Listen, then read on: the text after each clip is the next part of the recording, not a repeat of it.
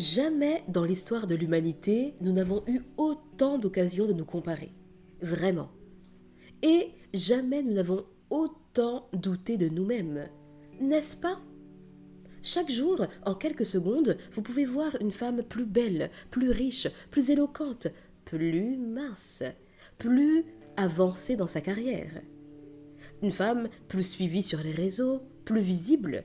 Et si vous n'y prenez pas garde, vous pouvez passer votre vie entière à regarder celle des autres, au point d'oublier de construire la vôtre.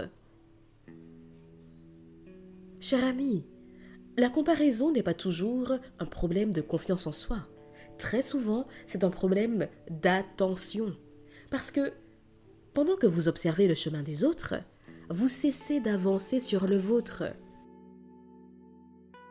J'ai travaillé avec une cliente brillante, compétente, attachante, mais chaque séance ressemblait à peu près à quelque chose comme ça. Ouais, mais Jessica, elle fait mieux que moi, quoi. Elle a plus d'expérience. Non, mais elle s'exprime mieux alors que moi, j'ai encore tendance à chercher mes mots. Et un jour, je lui ai dit, mais à quel moment as-tu décidé que ta mission était de te battre contre quelqu'un d'autre ou de battre quelqu'un d'autre? Et là, elle s'est tue pendant quelques instants parce qu'elle n'y avait jamais réfléchi.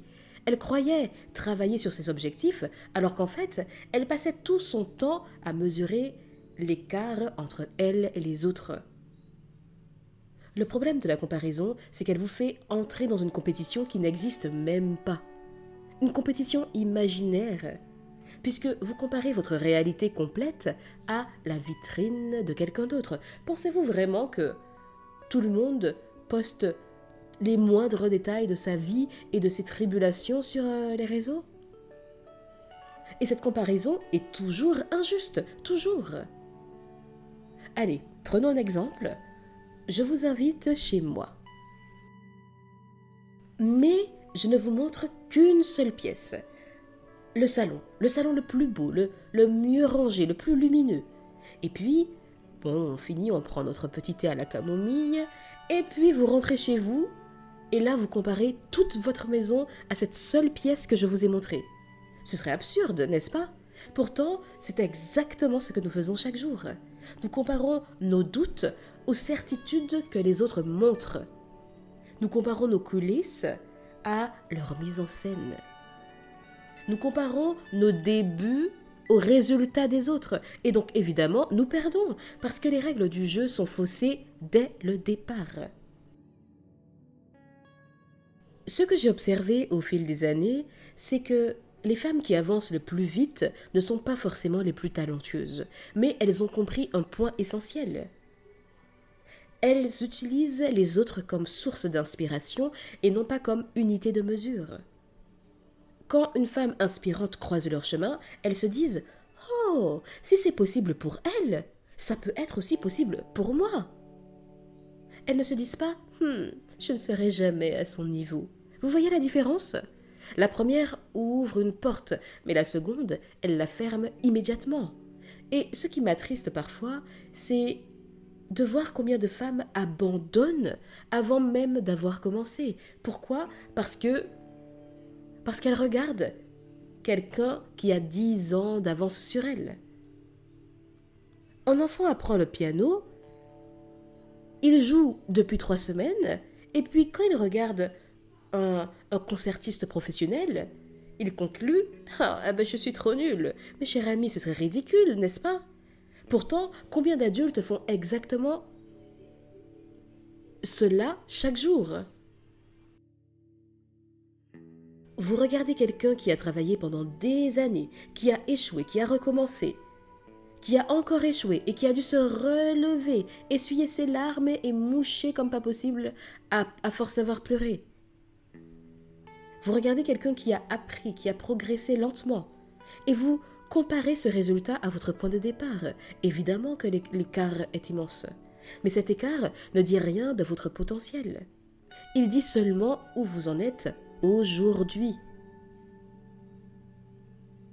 Lorsque vous commencez à avancer sérieusement dans votre vie, la comparaison change de visage. Elle devient plus subtile.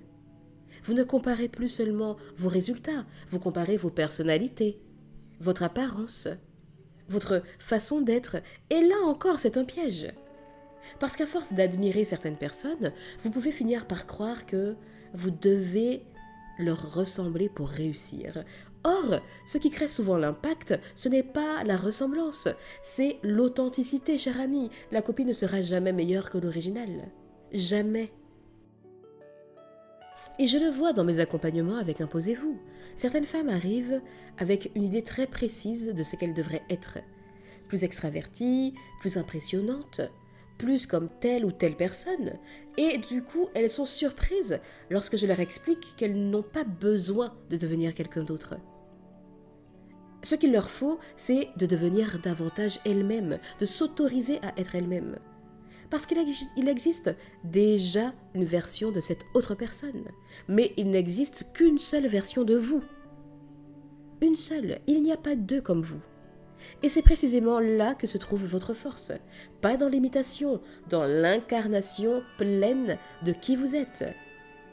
Je crois d'ailleurs qu'il faut aussi parler d'un autre aspect de la comparaison, son coût.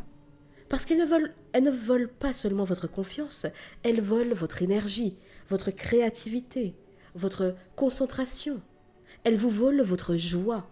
Chaque minute que vous passez à surveiller les autres est une minute qui n'est pas investie dans votre propre évolution.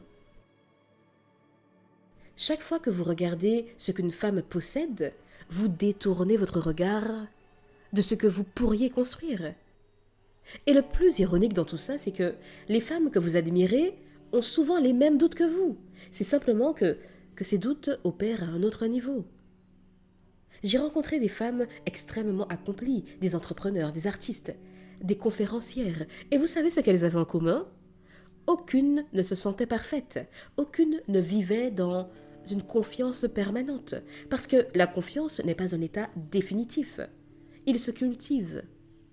C'est une relation qu'on entretient avec soi-même.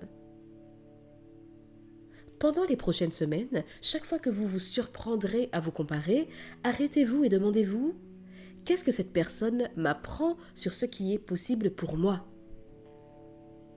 Et non pas « Pourquoi elle et pas moi ? Ouh, c'est la fin des haricots !» Non. Qu'est-ce que son parcours révèle sur mes propres possibilités ? Et vous verrez que tout change, parce qu'à cet instant, vous quittez la jalousie, vous quittez le sentiment d'infériorité, vous quittez la comparaison imaginaire et souvent unilatérale, et là vous entrez dans l'inspiration, dans l'apprentissage, dans la croissance. Vous ne gagnerez jamais le concours qui consiste à être quelqu'un d'autre. Jamais.